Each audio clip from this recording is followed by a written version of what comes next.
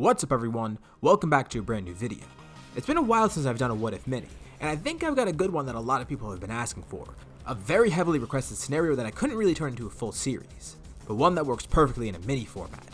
Now, it's become pretty much a running joke in the whole Dragon Ball community that Vegeta doesn't have Super Saiyan 3. And honestly, I think it's for the better.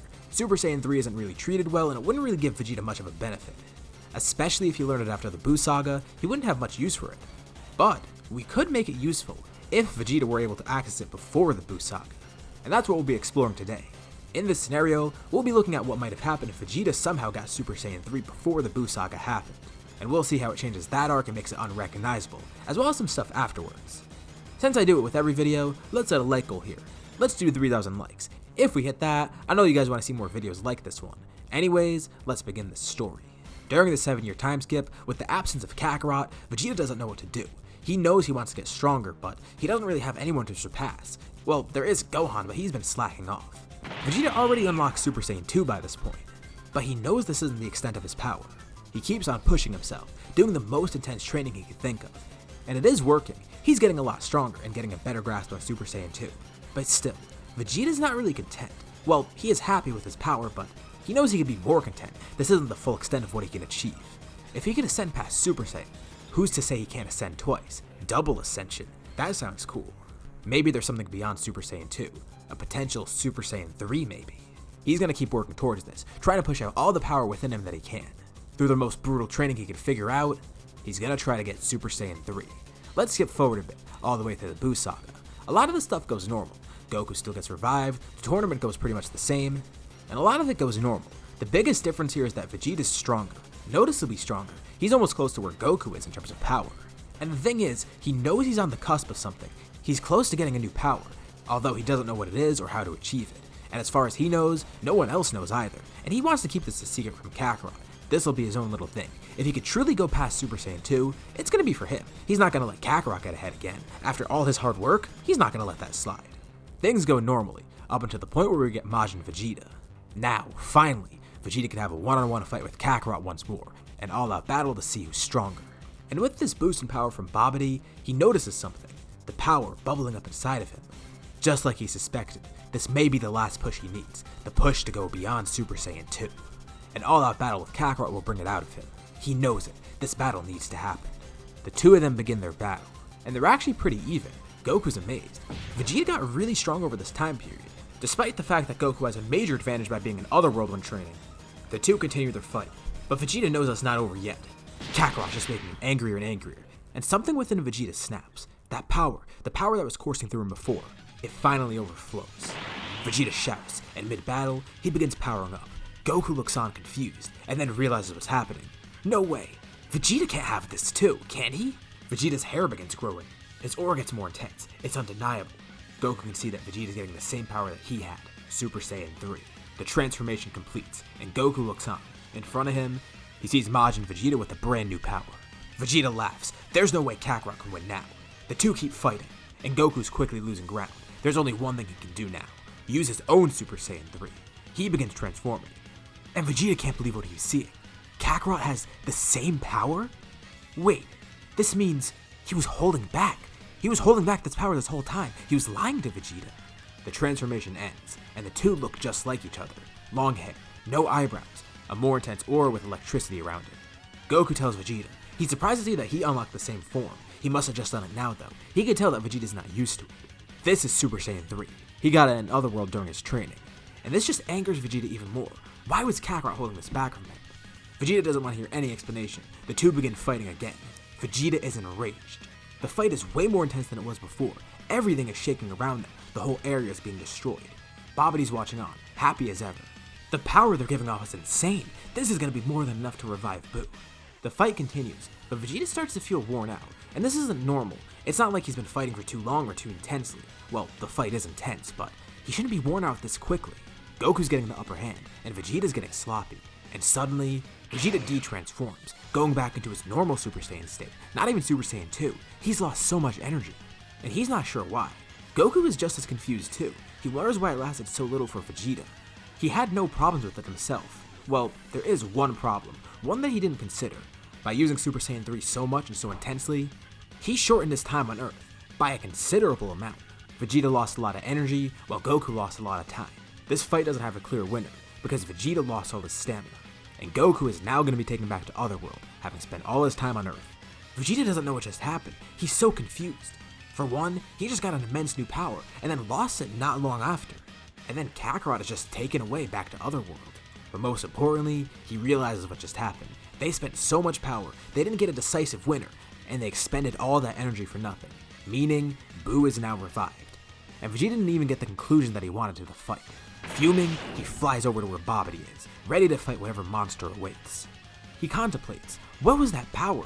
Could he use it against Buu? Maybe it'll work. Maybe he can harness it again. Yes, if he uses it, he'll win against Buu. It doesn't matter how strong this monster is.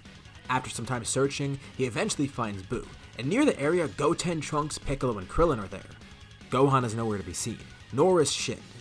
Their encounter with Babidi, Dabura, and Buu went normally, so at least for the moment they're out of the picture, meaning Vegeta's the only one there left to fight Buu. Buu's whole awakening goes normal otherwise too, even everything up to his fight with Dabura. And just like normal, Vegeta arrives. But of course, this isn't the same Vegeta, not even in the slightest. He is injured and a bit worn out from his fight with Goku, but thankfully he got a parting gift, something that Goku gave him in order to defeat Buu.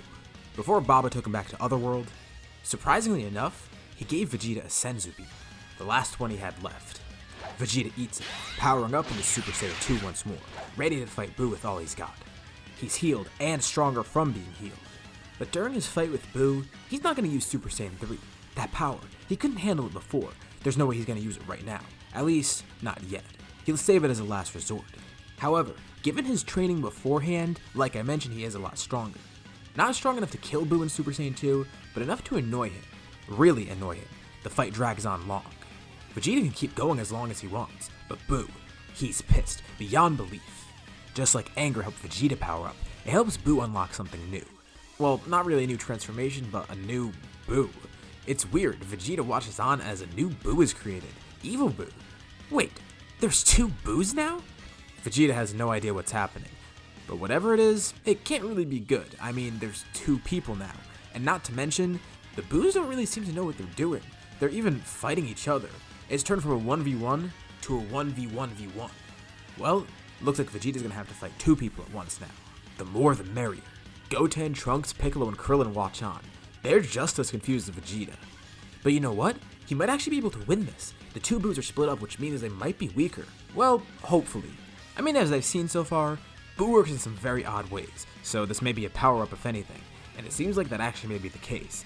Because even against Vegeta's best efforts, Evil Buu absorbs good Buu, creating a brand new monster, Super Buu. Alright, Vegeta's clearly not making any progress. He was considering using his final explosion. But no, if he's going to use that, he has to use something else, Super Saiyan 3. Even though it's going to be draining, he might be able to use it and may be able to get an upper hand, and if he makes the fight quick, he'll win. But he may have to sacrifice himself in the process. This monster's even worse than the last Buu. The issue is he actually seems somewhat coherent. Not a babbling idiot like that fat one. He fights Super Buu while in Super Saiyan 2 but gets nowhere, and now he knows for sure. He needs that power, he needs to bring it out once more, but he knows that when he brings it out it's going to have to be quick. Boo's surprised as he watches Vegeta power up. Oh, so he had a little bit more strength left in him. This should make the fight fun, but before Buu even knows it, Vegeta lunges over towards him, hitting him right in the face with a powerful punch, then pummeling him into the ground. He can already feel his ki draining, and he's going to waste no time. Instead of letting it drain out of him, he's going to expel it, all at once, exploding. Piccolo, Krillin, Goten, and Trunks watch from afar. In the crater where Buu and Vegeta are in, a bright geyser of light bursts out. The ground erupts, and they see Vegeta and Buu there. Vegeta's grabbed onto Buu, and the two of them begin glowing with energy. That geyser of ki turns into a massive dome, and before they know it, the entire area is leveled. They're barely able to get out of there, thanks to Vegeta's prior warning. This explosion is unlike anything else they've ever sensed. The power in it is so immense, even stronger than anything they sense from Buu. Vegeta has sacrificed himself, and in the process, he's taken out Majin Buu. And this time, Buu doesn't live. Piccolo goes back to the crater, and he sees nothing, no remains of Buu. Buu is completely incinerated, even after transforming into Super Buu. Vegeta being in Super Saiyan 3 made the explosion that much more potent. It was just enough to actually eradicate Buu. And Babidi as well. Well, partially. Babidi is still alive, but just barely. And Piccolo finishes the job. He takes one last look around and he senses nothing. Vegeta actually did it. So, where does this leave us now? Goku, Vegeta, and seemingly Gohan are dead.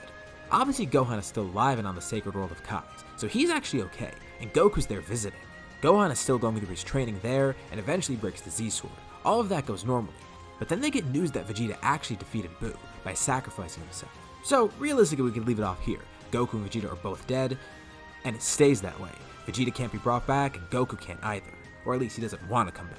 But that would be kind of a bummer of an ending, because things would get really bad in Super. Either Battle of Gods ends the series, or Resurrection F. Either way, they're all gonna die. And I don't want to end it off on a note like that. If you like depressing endings, then hey, go ahead and believe that's what happens. That probably would be the case. It is more realistic. But I don't really like doing bad endings too much, so why not throw everyone a bone? There's actually a way to fix this. All of it. At this point, while Goku's with all the Kais right now, he wonders if that means Vegeta's gonna be sent to hell. And yeah, Vegeta did kill all those people, but he still defeated Buu. And to be honest, if the Kais did their job better, this wouldn't have happened in the first place, so they're willing to give Vegeta the benefit of the doubt. And with their great power, they might be able to pull some strings in the afterlife, allowing Vegeta to keep his body, instead of being sent to hell and erased forever. Vegeta gets what he wanted, getting to see Kakarot in the afterlife. He's surprised to hear this news. He thought he wouldn't keep his body and he'd be gone for good.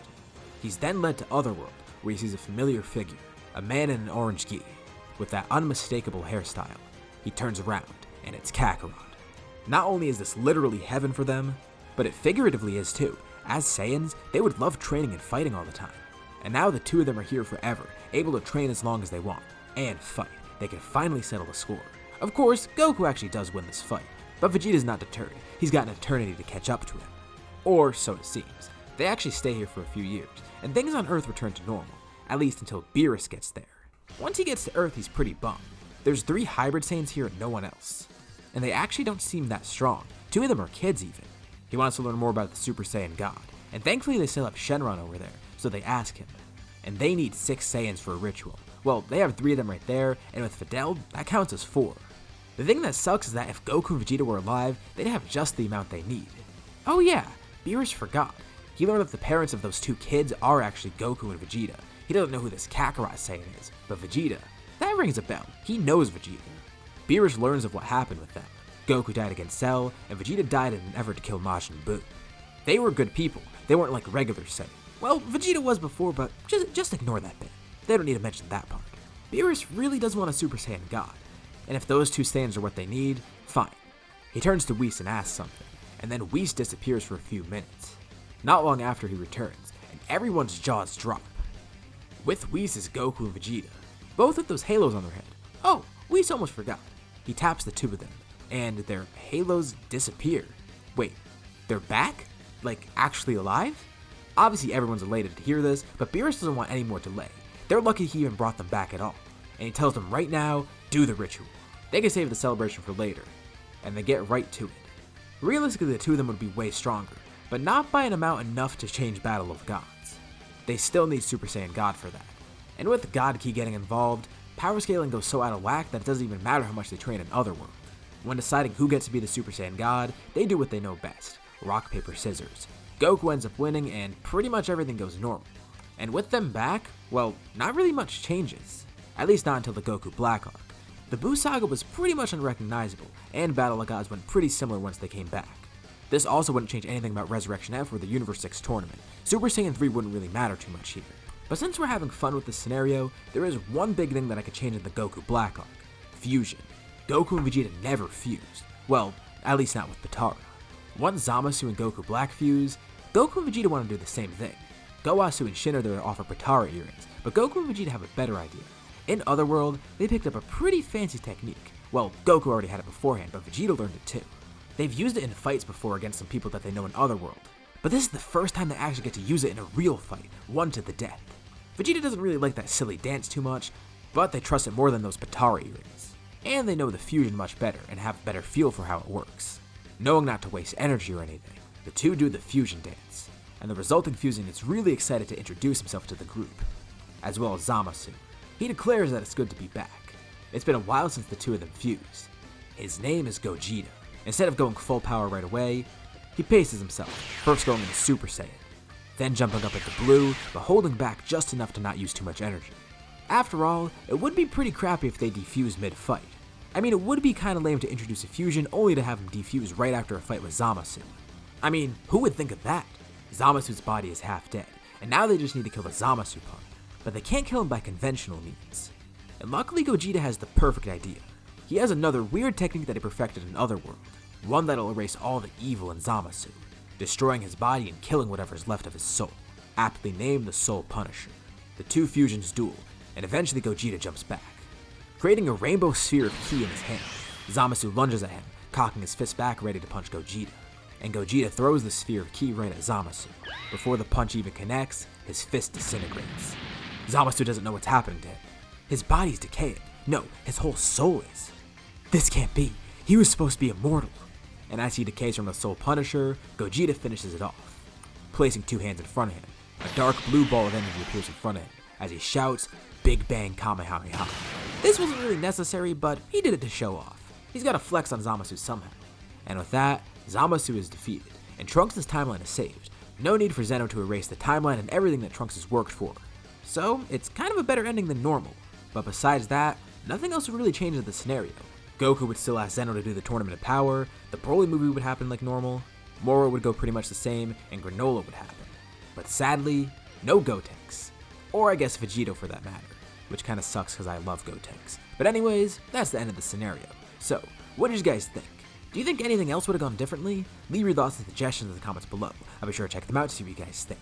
As always, if you liked the video, be sure to drop a like. And let's try to hit that like goal from the beginning of the video so I'll know you guys want more videos like this. If you haven't already, why not subscribe? As well as hitting that bell icon to get notified about any future videos that I upload on my channel. As always, thank you all for watching, and I'll see you all in my next video.